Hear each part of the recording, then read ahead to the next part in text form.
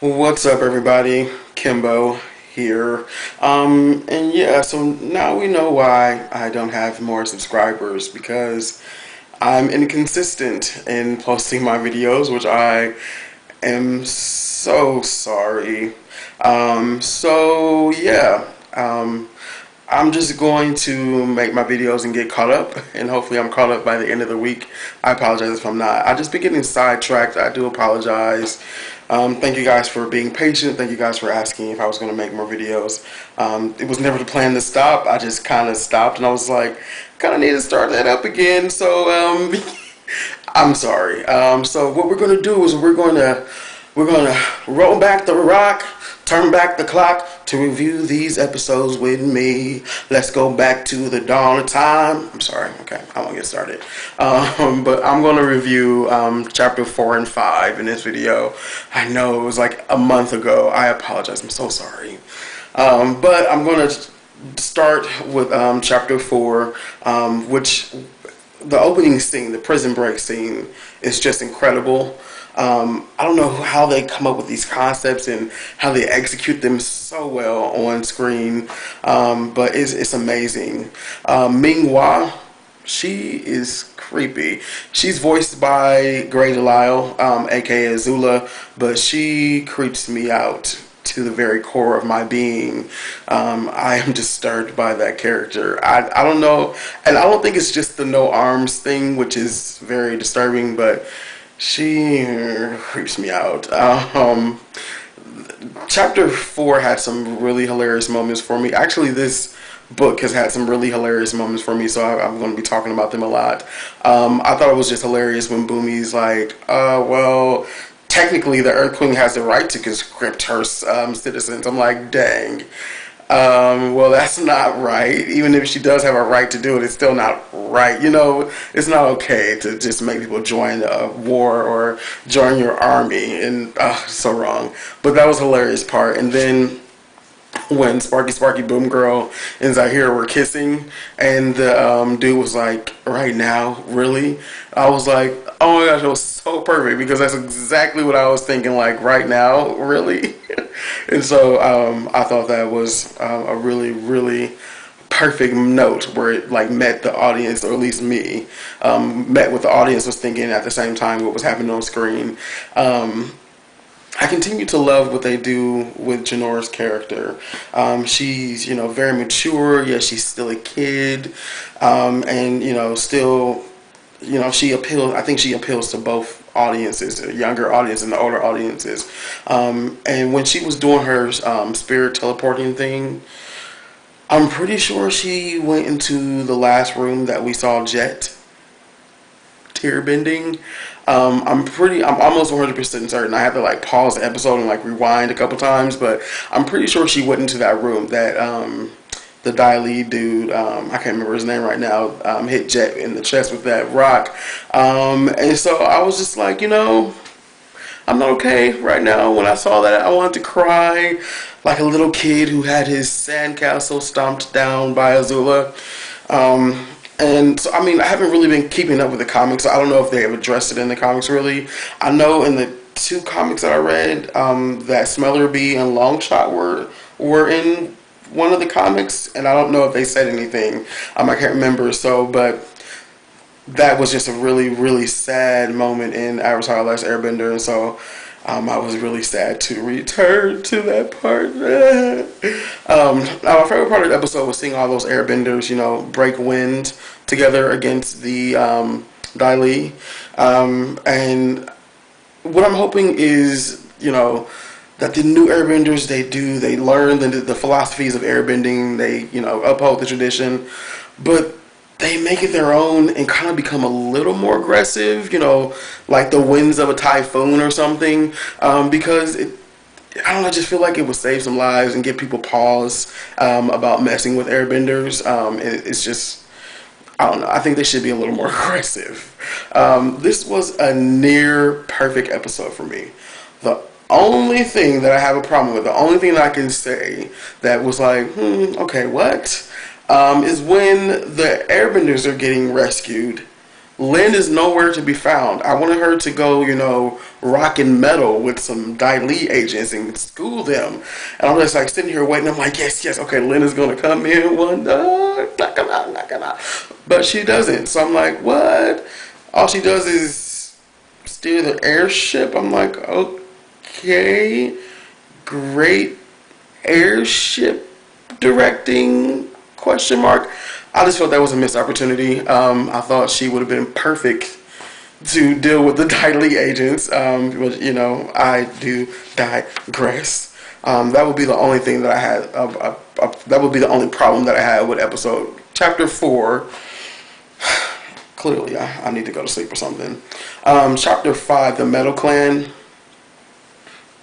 I can't even. The animation almost had me speechless. I mean, I can't even say anything else before I talk about the animation. The metal bending, the metal city, Zhao Fu, is stunningly beautiful. It was incredible, impossible animation. I don't even know how they achieved this. The part where Lynn's like, standing, looking out at the city, it was that part needs to be like a poster or something. It was so beautiful. Like there were so many shots. I'm like, I would take a still of this and put it on my wall. This would be my, Legend of Korra poster. Like, oh my gosh, that was something to look at. I mean, it gave me goosebumps when that part where Lynn is like looking out of the glass and it's like, that was perfect. Who does that? Who comes up with that? Like, come on now. Oh gosh, okay, so I'm moving on. I've seen all the episodes. Yes, I have. I've watched all of them. I didn't stop watching them. But I'm going to try and make sure that I don't talk about things that I know have happened. But I am still going to try and give you information as I processed it in my brain when I was watching the episode the first time. So yeah, with that being said, I was just getting these, Jafar vibes off of him. Like, I'm really calm, cool, and collective, but guess what's beneath the surface? Evil. Which, speaking of Jafar, can we get a moment of silence for Robin Williams, one of my favorite people on this planet? He is one of my favorite people. I can't believe, oh gosh, I don't even want to talk about it because I might tear up.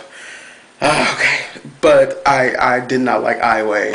Now this episode we do get introduced to Sue, and I do love how her and Lynn interact with each other. I have siblings. Sometimes they just drive me insane, but it is more fun to watch on a cartoon. Now. Clearly, the Bei Fong fortune is still intact. I know she didn't just, get all that by herself. She got some money from mama or grandpa or grandma, whichever one of them had the money. And I was kind of disappointed to not see the flying boar unless I just missed it. That was the symbol of Toph's family, the Bei Fong family. So I guess it's just another indication that this is not Avatar: The Last Airbender and we need to move on. This is The Legend of Korra. But I feel like those things would be like common thread that would go throughout the series. Maybe it was there and I just missed it, but I felt that was just a little sad, just a little disappointing. So, we are still getting good Bolin writing. I'm very happy with his character. I'm very happy with the moments that he has. They have been genuinely funny still. I'm cracking up. And I'm very pleased with his moments thus far. And now, let's talk about Zahir, which I'm starting to think he may have a little thing for Guru Lahima. He better hope that Sparky Spoon Girl doesn't find out, because if she does, she's going to help him unlock the secret of weightlessness by blowing him to bits and letting them blow away in the wind. I'm just like, he's a little too affixed. Like, he likes Guru Lahima. I'm just calling it like I see it. I'm sorry. I know it's probably a little inappropriate for a Nickelodeon show, but still, come on now. He just, yeah, but okay. So I'm sorry. I cannot believe that he was like so bold to come up to Air Temple Island. I was just like, really? What do you think you were gonna do? Like, come on now. Okay. But of course, it does lead to his confrontation with Kaya, which epic. Kaya, she has some really, really, really, really awesome moves. She jumps off the roof, like the build, like that was amazing. I was just like, what? Yeah, get it. And I would have been so much more happy if she had won the fight or like sent him away running without his glider or something. Like, I just feel like she would have more practice fighting an airbender and, you know, would be better at maneuvering around them, being that she's related to so many. That was like one of my, you know, gripes with this episode with chapter 5 is, okay. So, I mean, it was still a really, really, really amazing fight scene. Loved it. Now, let me go to the part where I almost just lost my humanity and everything that I love just kind of disappeared for a moment. When Lynn started crying, the world just seemed so bleak and meaningless. And I was just like, oh my gosh, she's crying. I can't take it right now. I know she was just mean to Opal, but she's crying. And so I'm literally in a bad mood. But I did then think, any chapter coming up, we could potentially see the blind bandit. And I was like, oh, Toph is alive. And then I got cheered up just a little bit. But I cannot believe Lynn was crying. That is, oh my gosh. But Toph is alive, y'all. I'm just saying. So let me just go ahead and wrap this video up in a little bow. And again, I'm so sorry that I haven't been reviewing the episodes in a timely manner. My largest problem with these 2 episodes is something I was just talking about with Kaya and Zahir. This man has been in prison for 13 years. He also just got airbending. It's kind of frustrating for these seasoned airbenders to be consistently losing against him. Like, I know he's not staying for the whole fight or whatever, or I don't know. It's bothersome. I find that with chapter 4 and 5 that it's I don't know. I feel like it's enough to make me want to be like, okay, are they all getting weaker? But, you know, somebody that's not been in prison for 13 years and was, you know, alive and healthy should be able to best someone that just got out of prison. But I know I kind of dwell on things, so I'm not going to dwell on it. I just hope that is one of my concerns that someone else has too, because it's irksome. It's like, really? There's so much better than this. Come on now. Okay. Thank you so much for watching the video. Extra late if you did. Again, I apologize. And I'm going to review all the episodes as quickly as possible. Hopefully I get caught up. And I thank you so much for watching. Have a great day, night, morning. Whenever you watch this, have a great rest of it. And I've said that so many times, it's getting boring and old. All right, bye. My dear viewers, the Earth Queen has invited you to Lake Laogai.